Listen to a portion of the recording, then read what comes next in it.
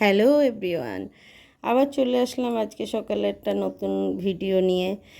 আমাদের হিন্দু মতে যে আজকে আমাদের ভাত খাই না আমরা, যেহেতু ষষ্ঠীর দিন। আলু ভাজা পরোটা খেয়ে একটু বেরিয়ে পড়লাম। কাছেই আমার একটা খুব সুন্দর পুরনো মন্দির আছে, ভোলে বাবার দর্শন করলাম। করে মন্দিরে অনেকক্ষণ নিজের সাথে একটু টাইম কাটালাম।